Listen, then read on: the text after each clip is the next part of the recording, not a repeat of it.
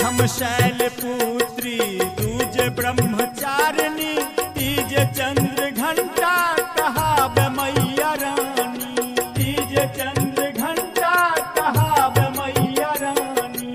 प्रथम शैलपुत्री दूज ब्रह्मचारिणी तीज चंद्र घंटा कहावे मैया रानी। प्रेम भाव भक्ति में हो,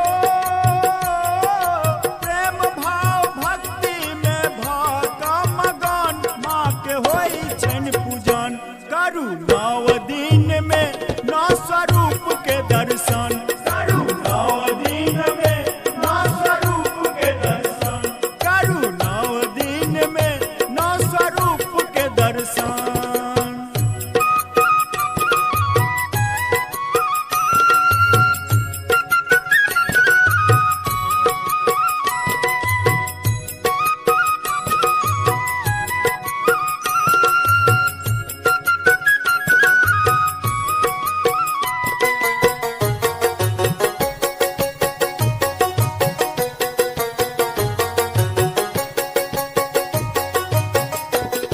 चतुर्थ कुष्मांडा स्कंद माता पंचम रूप कात्यायनी माँ के छन षष्टम।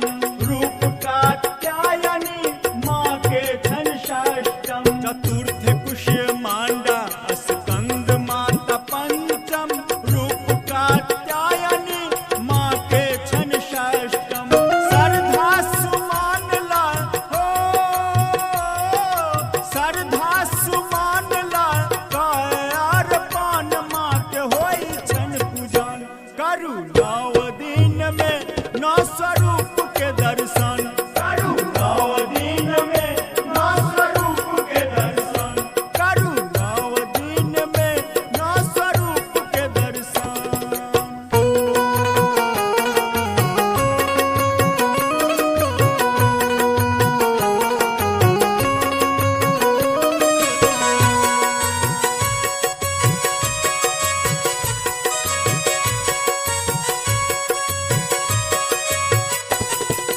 सप्तम रूप माँ कहावे काल रात्रि महागौरी अष्टम नवम सिद्धिदात्री।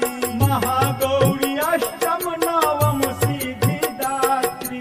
सप्तम रूप माँ कहावे काल रात्रि महागौरी अष्टम नवम सिद्धिदात्री। चंदन कुंदन सिंह हो, चंदन कुंदन सिंह गावे भजन माँ के होई छन पूजन। करू 9 दिन में